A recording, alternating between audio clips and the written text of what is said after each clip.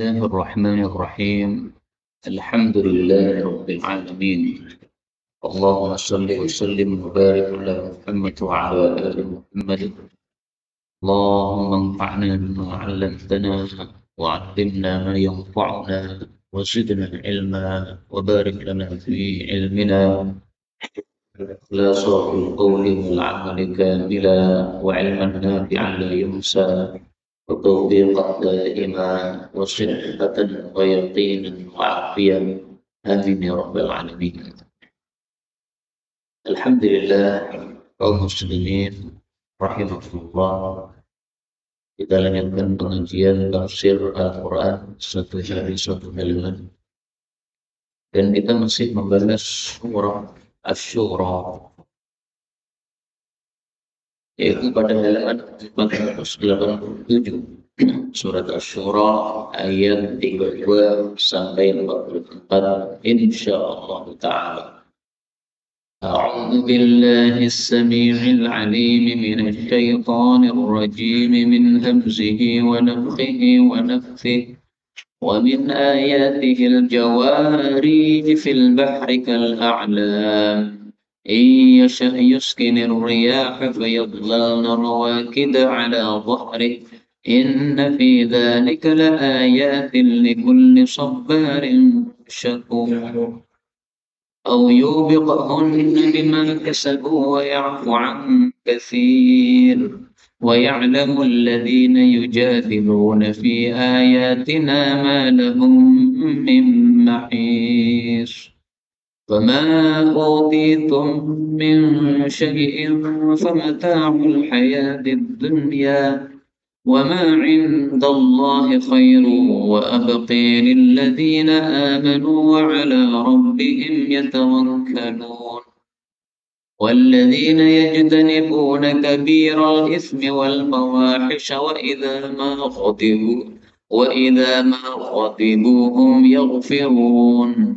والذين استجابوا لربهم وأقاموا الصلاة وأمرهم شورى بينهم ومما رزقناهم ينفقون.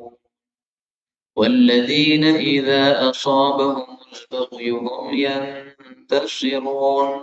وجزاء سيئة سيئة مثلها فمن عفا وأصلح فأجره على الله إنه لا يحب الظالمين. ولمن انتصر بعد ظلمه فأولئك ما عليهم من سبيل إنما السبيل على الذين يظلمون الناس ويبغون في الأرض بغير الحق أولئك لهم عذاب أليم. ولمن صبر وغفر إن ذلك لمن عزم الأمور. ومن يضلل الله فما له من ولي من بعده. وترى الظالمين لما رأوا العذاب يقولون هل إلى مرد من سبيل. Alhamdulillahi Rabbil Alamin. Allahumma arhamna bil Qur'ani amin. Pada ayat-ayat yang kita baca ini, ada beberapa kata yang bisa dibaca dengan dua bacaan. Yang pertama pada ayat 32, al-jawari, ini boleh ditambahkan ya menjadi al-jawari panjang. Kemudian ar-rih boleh dibaca jamak menjadi ar-riyah. Riyah itu jamak dari rih. Kemudian ayat 35, wa ya'lama, mimnya boleh didhammah, ya'lamu. Dan yang terakhir pada ayat 37, kabair boleh dibaca kabir. Kabir itu mufrad, kabair itu jamak. Jadi berbeda dengan yang tadi ya. Kalau ar-riyah ini adalah jamak, sementara ar-rih adalah. Ini semuanya qiraah mutawatirah yang sumbernya dari Sayyidina Rasulullah sallallahu alaihi wasallam. Adapun tafsirnya secara ringkas, Allah mengatakan pada surah Asy-Syura ayat 32. Wa min, dan dari ayatihi, tanda-tanda Allah. maksudnya tanda kekuasaan Allah, adalah al-jawari, kapal-kapal yang berlayar, fil bahri, di lautan, kal a'la, seperti gunung-gunung. Jadi adanya kapal yang berlayar di lautan, ini tanda kekuasaan Allah. Kok bisa barang yang berat, dari baja, dari besi, tapi tidak tenggelam ke dalam laut? Kalau bukan kekuasaan Allah Subhanahu wa Ta'ala, tidak mungkin terjadi seperti ini. Kemudian kapal-kapal ini kok bisanya berlayar, padahal tidak pakai, kalau zaman dulu ya, tidak pakai motor, tapi bisa berjalan. Nah, ini karena kekuasaan Allah Subhanahu wa Ta'ala. Maka yang dimaksud ayatihi, tanda-tanda ini maksudnya dua hal. Yang pertama, tanda kekuasaan Allah, dan yang kedua, tanda-tanda nikmat Allah kepada hamba. Dari satu sisi menunjukkan kekuasaan Allah yang mampu melakukan hal itu, dari satu sisi ini satu kenikmatan untuk manusia yang harus disyukuri.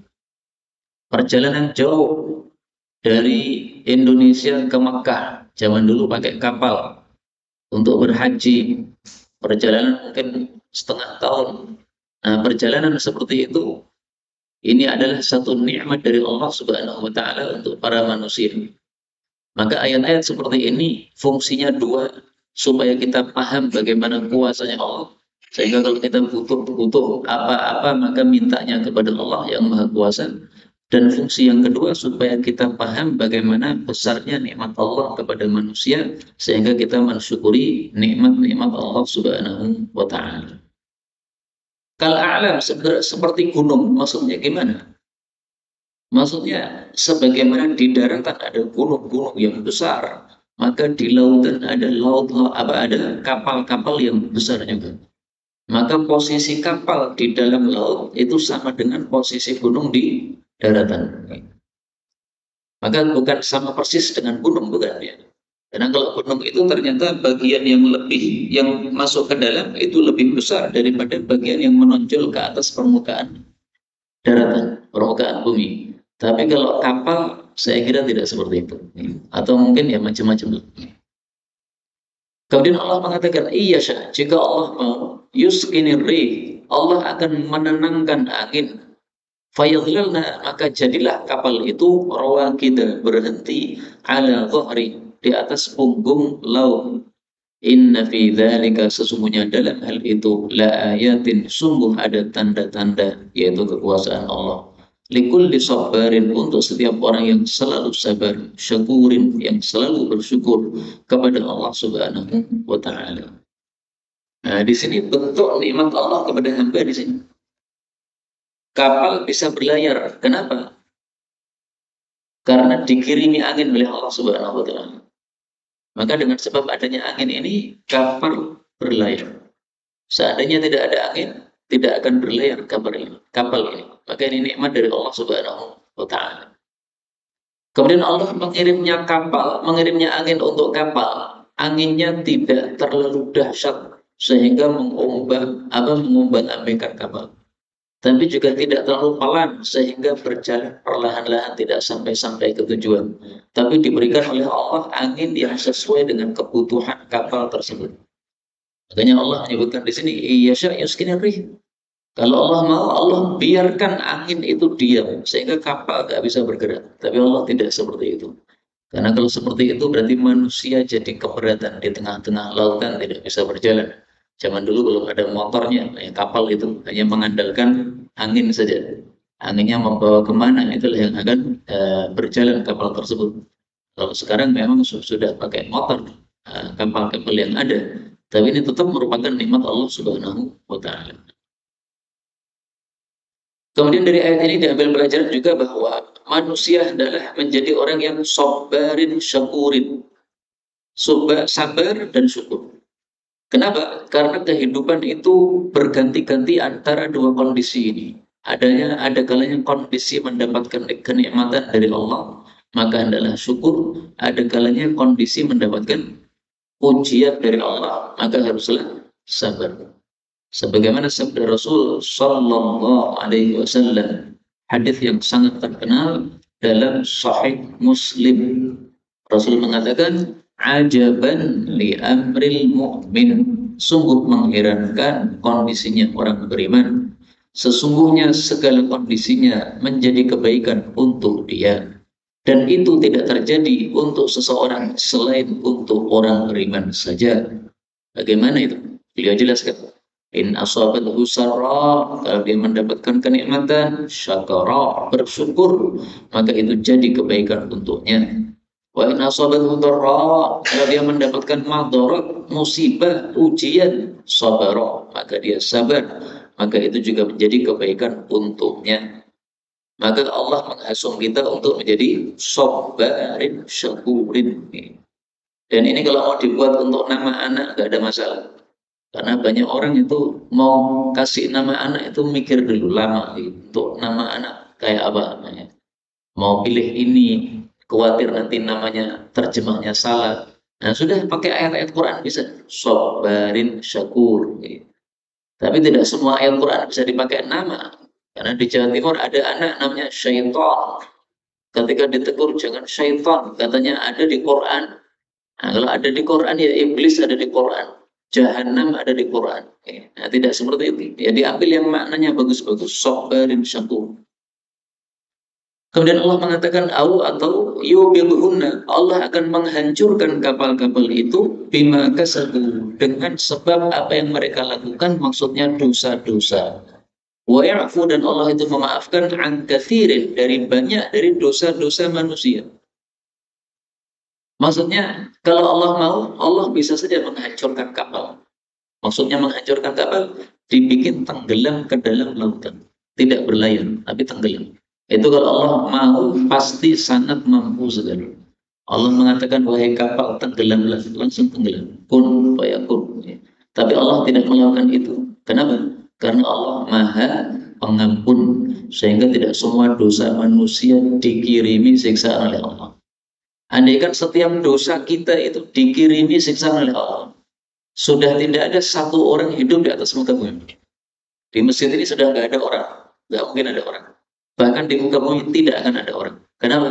Begitu banyaknya dosa yang dilakukan oleh manusia, termasuk kita-kita ini adalah manusia.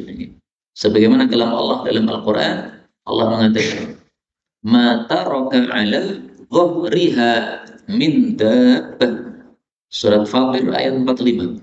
Walau yu'akhidun yu'akhidullahu nas. Andaikan Allah siksa para manusia bima kasabu, dengan semua yang mereka lakukan dari dosa-dosa, ma taraka ala dhahriha min dabbah, tidak ada satupun binatang melata yang disisakan oleh Allah di atas muka bumi. Kenapa? Banyaknya dosa-dosa. Makanya Allah mengatakan tadi, wa ya'fu an katsir. Banyak dari dosa kita yang dimaafkan oleh Allah Subhanahu wa taala. Adanya gatal-gatal pada tangan kita. Nah, ini fungsinya kalau untuk orang beriman adalah menghapuskan dosa-dosa. Adanya ujian pada diri kita atau pada keluarga kita atau pada harta kita, itu semuanya kalau untuk orang beriman fungsinya menghapuskan dosa. Rasulullah Shallallahu Alaihi Wasallam bersabda, nakbatun la yusibu 'abdan nakbatun fama fawqaha. Tidaklah menimpa seorang hamba suatu ujian, musibah, atau yang lebih besar darinya, atau yang lebih kecil darinya, illa bidzanbin, kecuali gara-gara dosa. Wa ma ya'fullahu anhu aktsar.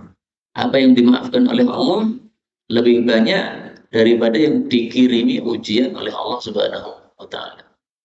Maka kalau kita mendapatkan ujian dari Allah, kita hendaklah husnudzan kepada Allah. Kenapa saya dapat ujian ini? Nah, ini Allah menginginkan dosa-dosa kita diampuni oleh Allah Subhanahu wa taala. Jadi untuk orang beriman tidak ada masalah dikasih ujian, karena justru menghapuskan dosa-dosa dari Allah Subhanahu wa taala.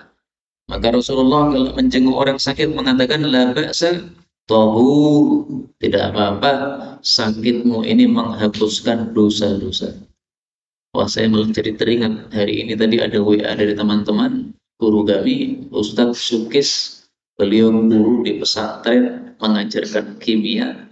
Beliau sakit, sudah tidak sadarkan diri beberapa hari katanya di rumah sakit. Nah, maka saya ajak para jemaah semua, mari kita doakan beliau dan sekaligus kita niatkan doa ini untuk seluruh kaum muslimin yang sakit. Ada kerabat-kerabat panjenengan yang sakit, nah kita niatkan semuanya dalam doa ini. Allahumma salli ala Muhammad wa ala ali Muhammad. Allahumma shfi mardal muslimin. نسأل الله العظيم رب العرش العظيم أن يعافيهم نسأل الله العظيم رب العرش العظيم أن يعافيهم نسأل الله العظيم رب العرش العظيم أن يعافيهم نسأل الله العظيم رب العرش العظيم أن يعافيهم نسأل الله العظيم رب العرش العظيم أن يعافيهم نسأل الله العظيم رب العرش العظيم أن يعافيهم نسأل الله العظيم رب العرش العظيم أن يعافيهم ويرزقهم حسن الخاتمة آمين وصلى الله وسلم بارك على محمد والحمد لله رب العالمين. Muslimin rahimakumullah. Ada sebagian ulama tafsir mengatakan, au yubikhunna, atau Allah menghancurkan kapal-kapal itu, yaitu dengan cara dikirimnya angin yang sangat besar.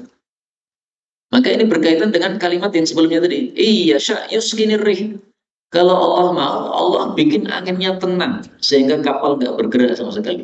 Atau sebaliknya, Allah kirim angin yang sangat dahsyat sehingga goncang, terombang-ambing, akhirnya kapalnya hancur masuk ke dalam lautan. Tapi Allah tidak melakukan dua-duanya. Angin dikirim tidak dahsyat, tapi juga tidak terlalu pelan, tapi sesuai dengan keperluan. Inilah nikmat Allah yang diberikan kepada para manusia. Allah kemudian mengatakan, wa ya'lam, dan Allah mengetahui alladzina, orang-orang yang yujadiluna, mendebat fi ayatina, tentang ayat-ayat kami. Bahwasanya mohon maaf, wa ya'lamu, dan akan mengetahui alladzina, orang-orang yang yujadiluna, mereka mendebat fi ayatina, terhadap ayat-ayat kami, ma lahum, bahwasanya tidak ada bagi mereka mim mahis, tempat untuk berlari atau menyelamatkan diri. Jadi kalau Allah Subhanahu wa taala mengirim siksaan, termasuk dikirimnya angin yang sangat dahsyat, termasuk ditenggelamkannya kapal, nah, maka ini orang-orang yang mendebat ayat-ayat Allah baru sadar bahwa mereka tidak bisa lari dari siksaan Allah. Ketika ada tsunami, orang-orang yang kafir baru sadar ternyata kita tidak bisa melawan kehendak Allah. Ketika ada gempa dikirim oleh Allah, maka orang-orang yang kufur kepada Allah baru sadar mereka bahwa ternyata hamba atau manusia tidak bisa lari dari kehendak Allah Subhanahu wa taala.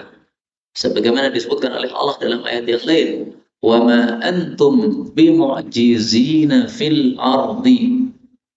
Dan surat Asy-Syura ayat 31. Sudah lewat berarti.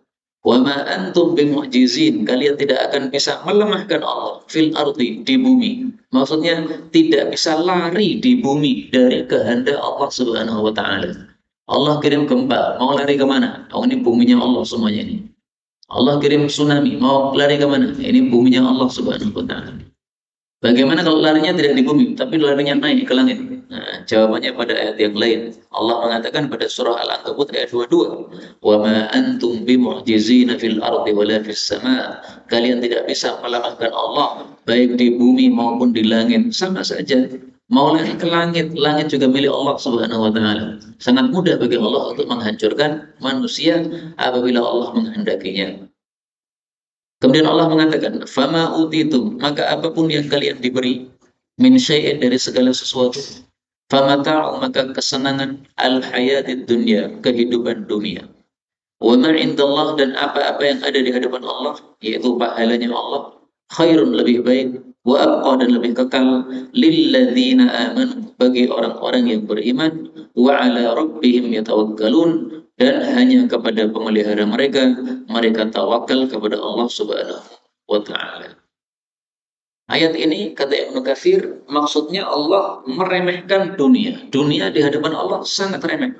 Sehingga apapun kesenangan dunia Allah sebut sebagai mata'.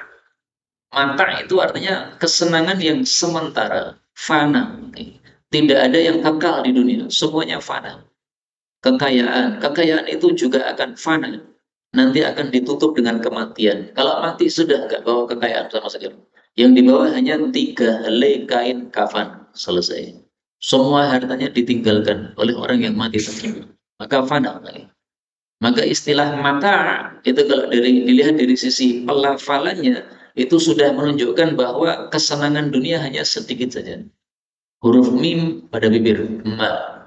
Huruf ta pada lidah, ta. Huruf ain pada tenggorokan, a. Mata. Maka sebagian guru kami mengatakan kesenangan dunia segini saja. Dari bibir sampai tenggorokan, mata. Apa sih yang enak di dunia? Oh, es itu enak pas musim panas. Enaknya sampai di sini.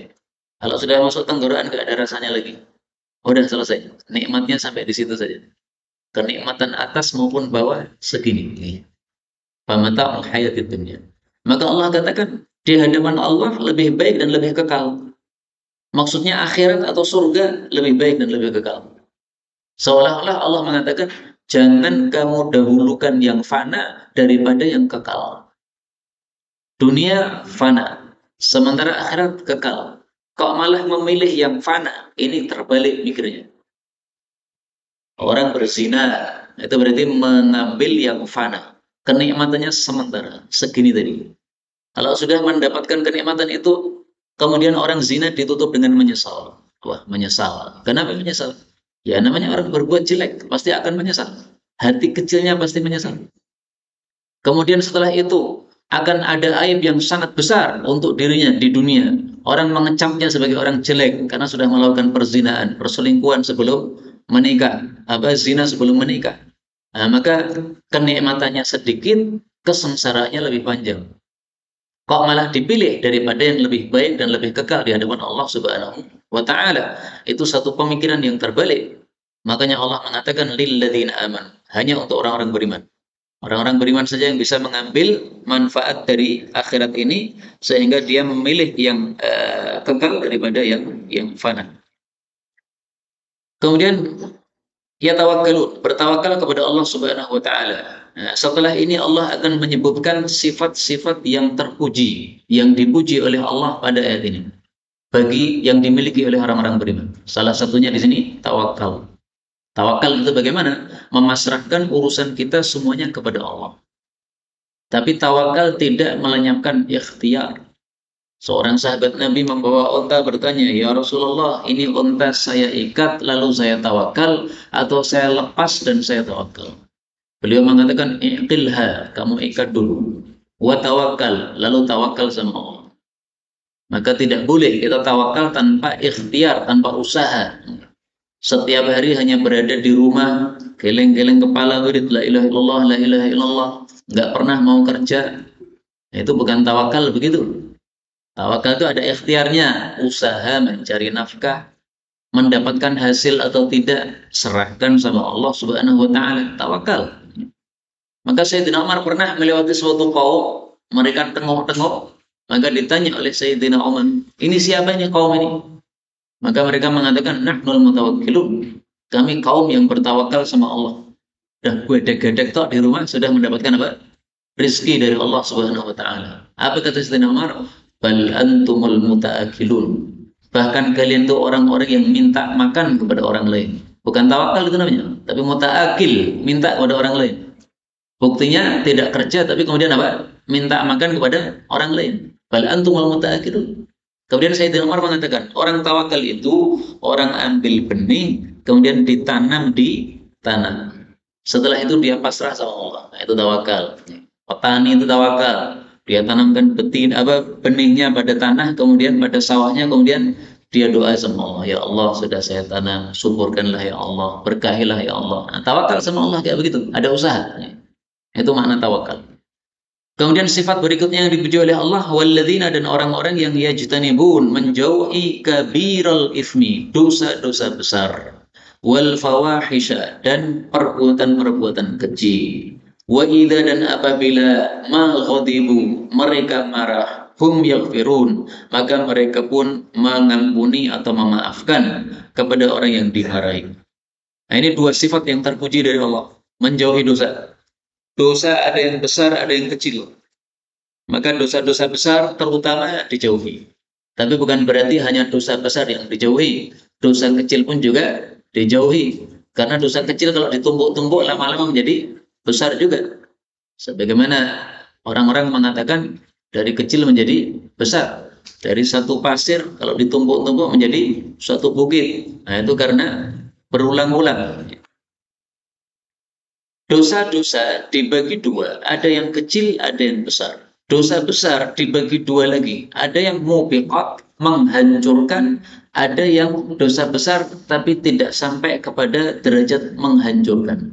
Nah, tujuh yang menghancurkan sudah disebutkan oleh Nabi Shallallahu Alaihi Wasallam dalam hadis yang sahih, ijtanibus sab'al mubiqat.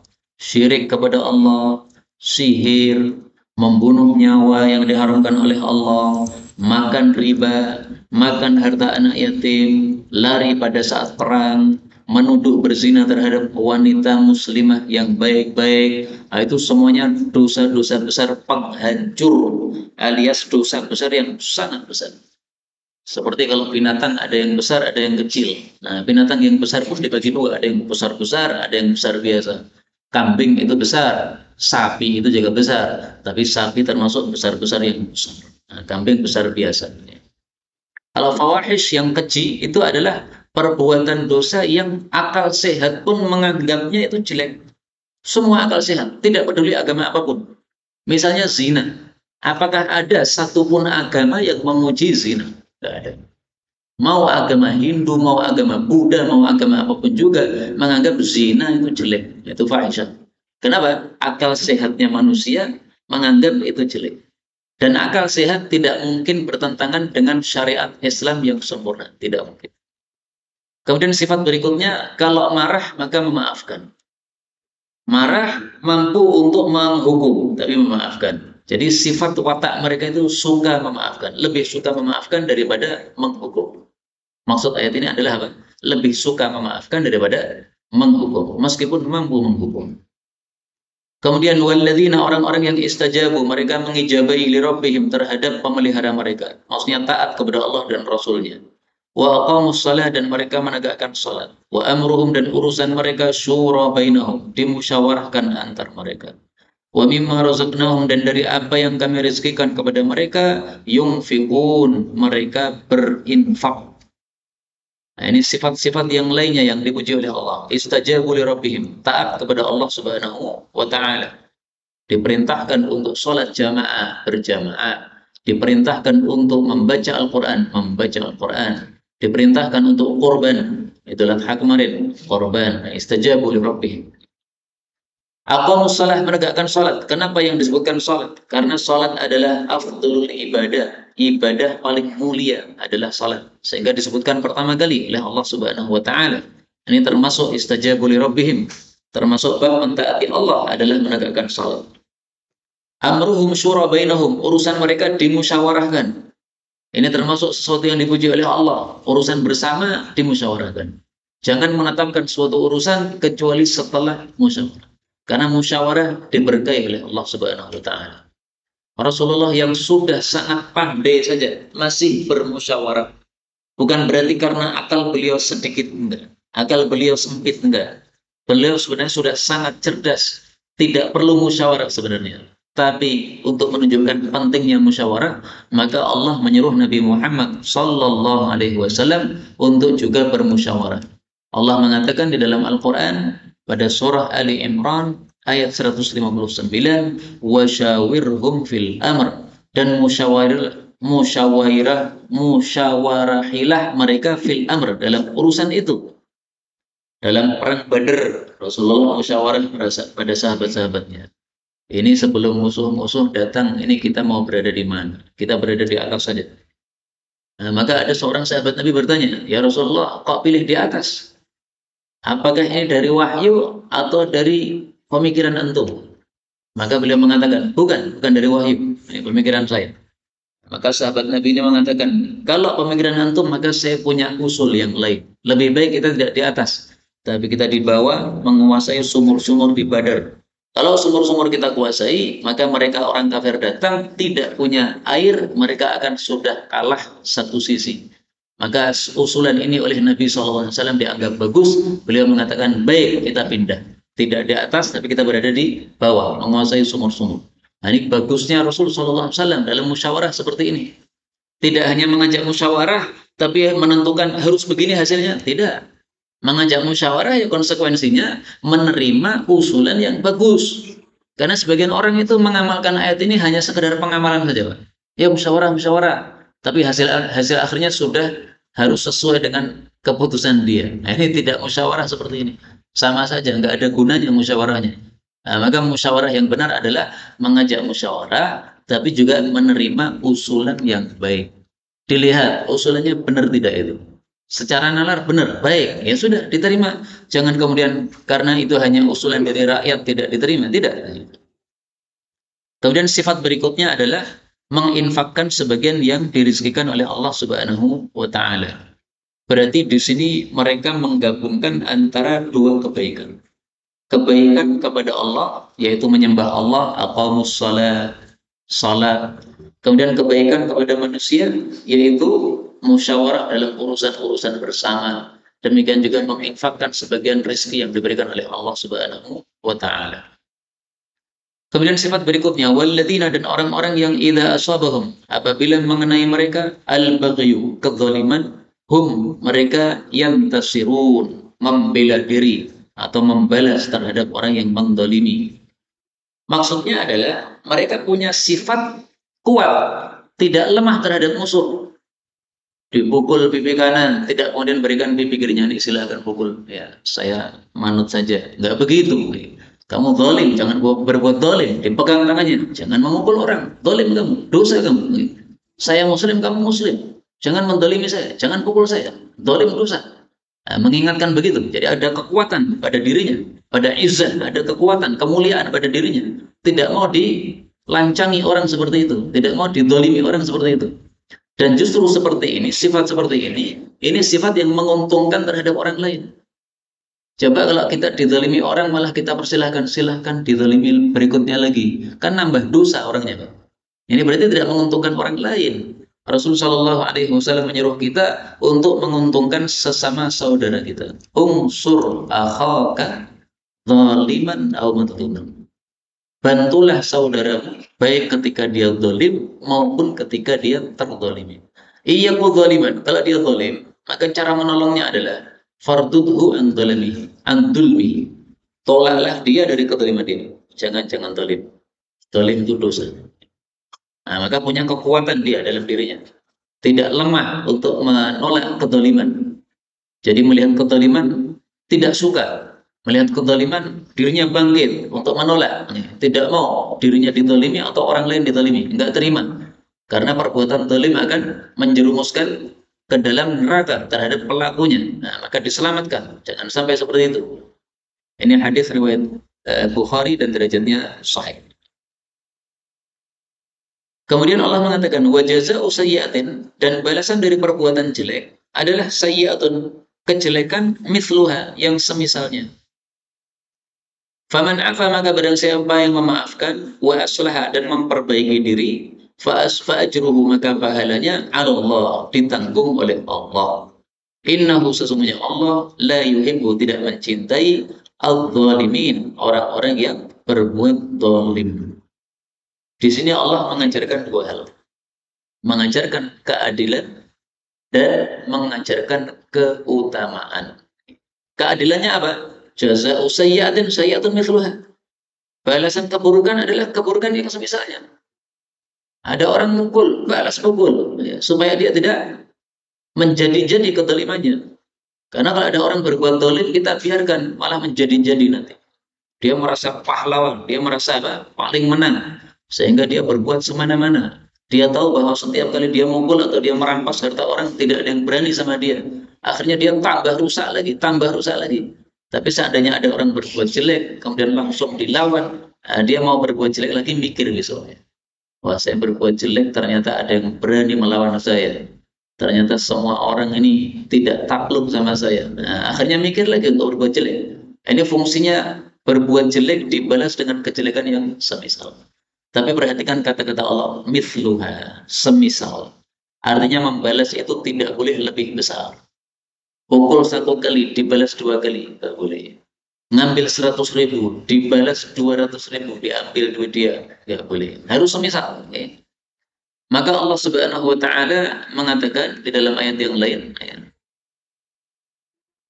Yang semakna dengan ayat ini juga pada surat An-Nahl ayat 126. Wa in 'aqabtum, kalau kalian membalas, fa'aqibu bimithli, maka balaslah yang semisal persis dengan ma'uqibtum bih, sesuatu yang kalian diperlakukan jelek terhadapnya. Jadi harus semisal persis. Kata-kata misal dalam bahasa Arab itu artinya semisal persis, tidak ada perbedaan. Satu, satu, itu semisal persis. Dua, dua, semisal persis. Dua dibalas 2/4 atau 2,1 itu sudah tidak semisal lagi. Itu sudah melampaui batas, tidak boleh. Tapi kata Allah, wala in sabartum, kalau kalian sabar, lahuwa khairul lisabirin. Itu lebih baik bagi orang-orang yang sabar. Nah, ini berarti dua yang diajarkan oleh Allah. Diajari keadilan dan diajari keutamaan.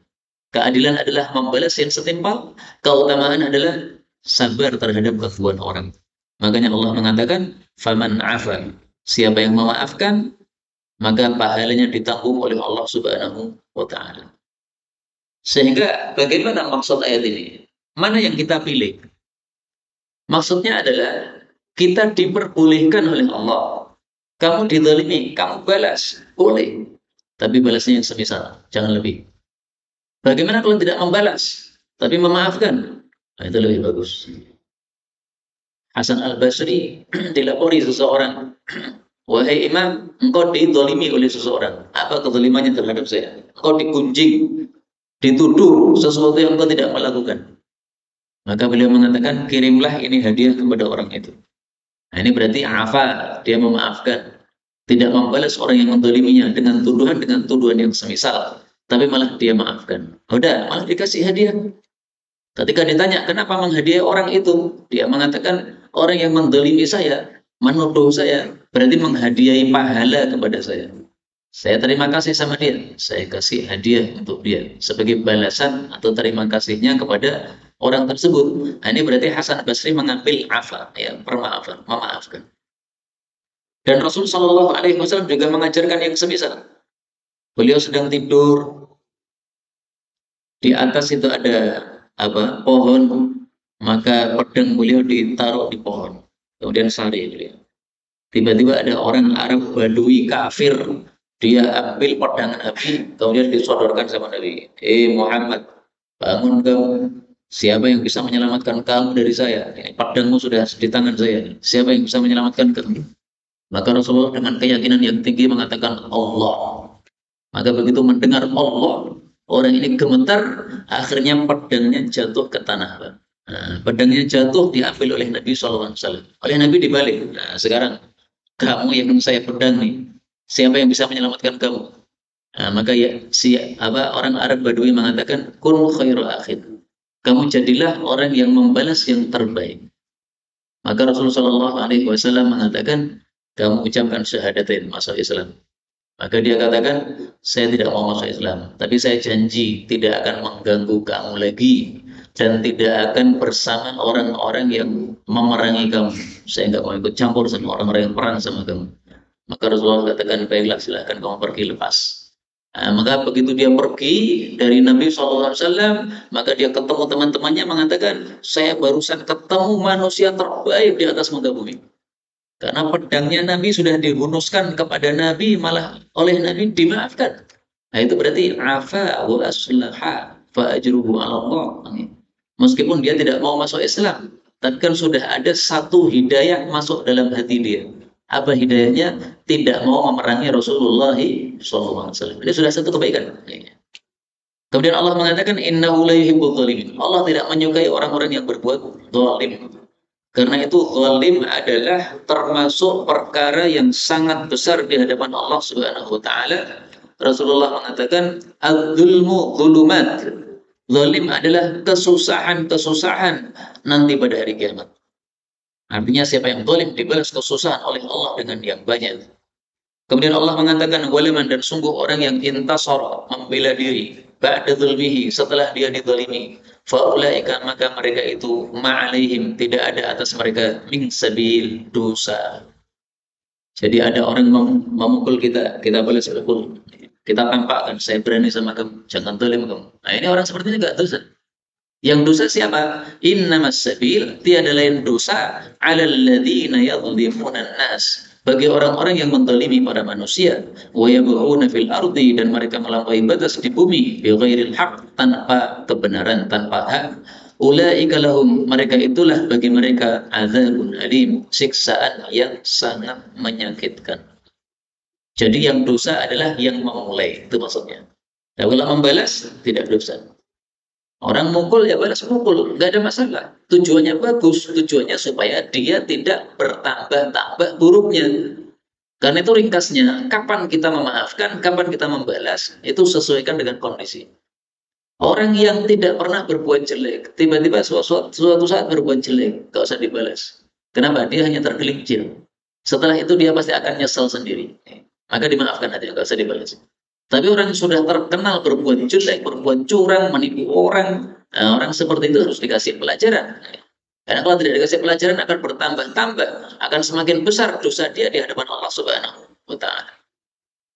Kemudian Allah mengatakan, "Wala man sabar," dan sungguh orang yang sabar, wa ghafara, dan memaafkan. Inna dzalika, sesungguhnya hal itu, lamin, sungguh termasuk azmil umur, perkara-perkara yang diperintahkan oleh Allah Subhanahu wa Ta'ala.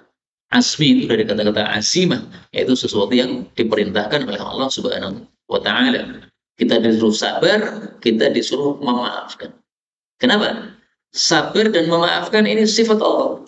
Dan Allah itu sangat suka terhadap sifat-sifatnya. Sehingga orang yang meniru sifat Allah disukai oleh Allah Subhanahu wa Ta'ala. Allah salah satu sifatnya sabur, penyabar. Ghafur, pengampun. Nah, maka Allah menyuruh kita untuk sabar wal ghafur, sabar dan mengampunkan. Sabar maksudnya sabar terhadap gangguan manusia. Banyak orang mengganggu, nah, maka dia sabar menghadapinya. Allah mengatakan, wa may yudlilillah, dan barang siapa yang Allah sesatkan, fama lahu, maka tidak ada baginya min waliyin, pengurus, min ba'dih, setelah Allah.